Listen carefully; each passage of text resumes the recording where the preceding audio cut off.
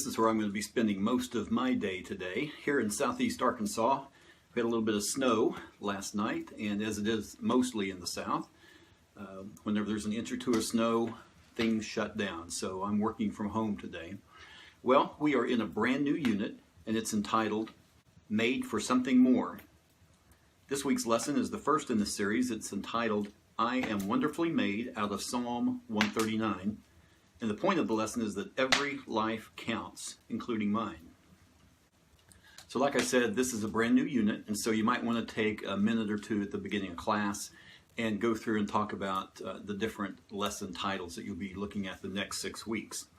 In the fall of 1978, that was when I was going into my senior year in high school, The Who, the musical group The Who, came out with an album entitled Who Are You? And the title single off of that, of course, was Who Are You?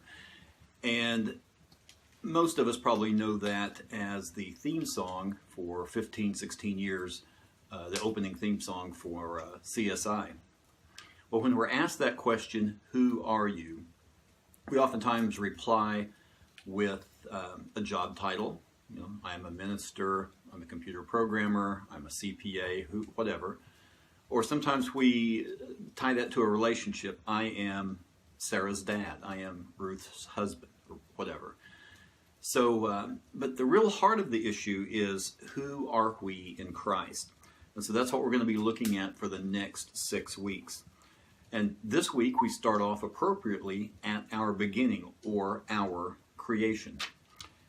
And that's why we're looking at I am wonderfully made. So if we can get that straight, people can get that straight in their minds, that they are created by God, that they are fearfully and wonderfully made, then a lot of the other things kind of fall into place. Of course, most of us probably know that this coming Sunday is Sanctity of Human Life Sunday. It is the third Sunday in January every year.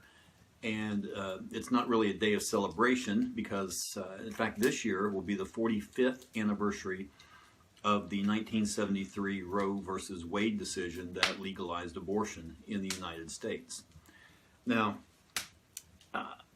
when you approach this lesson, I hope that you do so with the thought of Ephesians 4:5 that says to speak the truth in love.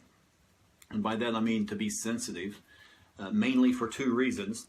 You probably have both sides of the pro-life, pro-choice argument existing in your church, and maybe even in your Sunday school class. So you've got that issue. That can be a very divisive issue. So we've got to be very sensitive there. You know, speak the truth, but speak the truth in love. Also, you just don't know who in your class has had an abortion, who has gone through that, or a man whose wife or girlfriend has undergone that as well. We really don't know the background of a lot of our students. You don't know what happened 10, 20, 30 years ago in their lives. So let's just be sensitive, because if you go in with the attitude and the demeanor of how could anybody ever consider having such a procedure, that's just the stupidest thing I've ever heard. If you go in with that kind of attitude, you're going to alienate some people. While that may be your thought, let's be a little more sensitive when it comes to that subject. So we're looking at Psalm 139. It's a psalm of David. And to me, this is a passage that it's a little difficult to analyze verse by verse. And so if we just look at it in a couple of sections, we look at those first 6 verses, and we see that God has an intimate knowledge of each of us. And David states this in various ways. He says, you know me when I sit and when I stand, when I travel, when I rest. Even before I speak, you know the words that are going to come out of my mouth. In fact, David says, you're encircled around me, meaning you're everywhere. Everywhere I am, there you are too. Now, in verses 7 through 12 of the same chapter, which are not included in our text for this Sunday, but in verses 7 through 12, David really expands this thought, where he uses the phrase, where can I go to escape you? You know, there's nowhere I can go to the heights or the depths. There's nowhere I can go that I can get away from you, God. So it's comforting to know that God's presence is always with us. It's encircling us. But it's also somewhat scary, isn't it, to know that God sees and knows everything. He hears every word, knows every thought that comes into our minds. And so this is beyond David's comprehension. And he says so there in verse 6. It's just beyond anything he can imagine. And it's beyond our comprehension as well. We get down to the second part of our lesson in verses 13 through 18. And it answers why God knows everything. He knows everything about us because he created us. And when we think of God creating people, of course, we go back to Genesis. We go back to God's creation of Adam and of Eve. And so as we look at this, and David states that God knit him together, that he was there, that he was actually a part of it, that we see that our creation as humans, even after Adam and Eve, is much more than one male cell meeting up with one female cell and creating a human. While that, of course, is the main part of the process, that's not completely all of it. God was intimately involved in your creation. We get down to verse 15, and David says, "You knew me when I was formed in the depths of the earth." Now, this could be a poetic way of David stating about being formed in the womb, the darkness, nobody can see, similar to the depths of the earth. Or it could be a reference back to the creation of Adam, the whole creation of mankind itself. Now, to me, this psalm addresses three major attributes of God. It addresses his omniscience. Okay, that's his knowing everything, all-knowing, being that nothing is hidden from him. He knows all.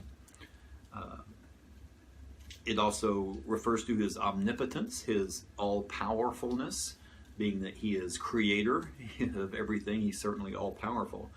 And it also addresses his omnipresence, or being that God is everywhere, being that he encircles each of us, that he is with, and he's being that he is with every one of us all the time. Now, some important takeaways to me in this is that, number one, that you are special to God. And that is very difficult for a lot of people to comprehend, based on their background, based on whose child they are, based on what they do for a living or what they've done in their past. A lot of people struggle with that issue, that you are special to God. In fact, you may be the product of two people who were deeply in love, or two people who never knew each other's names, but you are still known by and loved by the creator of the universe. So regardless of our looks, our intelligence, any handicaps that folks may have, all life is precious, including yours, including mine. So what do we do with this information? A lot of folks in our Sunday school classes are going to know this. I mean, yeah, they know Southern Baptists are traditionally pro-life, and you get this kind of Sunday school lesson this time every year. But what do you do with this information? Well, of course, you can give money and time to your local pregnancy center, pregnancy resource center. That's on one end of the spectrum. On the other end is about the elderly, not neglecting elderly folks. A lot of times folks get past their prime, and they go to nursing homes and they're forgotten. So you might, if your church does not have any kind of nursing home or homebound ministry, you might look into starting that, see what, or get involved in that. What about just other people who are down and out, volunteering at your local community or church food bank, any ministry that helps the helpless, including prisoners, okay? Here in our area, Southeast Arkansas, we have a lot of prisons, so there's a lot of opportunity for ministry there. And it's true, folks in there are paying for their crimes, but their life is valuable to God as well. I think one final takeaway is that our value is not based on our self-perception or on other people's standards. Right? Our value is set by our Creator. We are fearfully and wonderfully made by Him. Now, for the next few weeks, we'll be looking at some more of these I am statements, and these are not the Jesus I am statements, but today we looked at I am wonderfully made. We'll be looking in the next few weeks at I am a child of the King, I am a minister, I am a priest, I am just passing through. There's a good Southern gospel song. And I am a light. So, that's it for the day. I'm going to enjoy a little bit of snow and enjoy some more of this fireplace. Hope you have a great Sunday.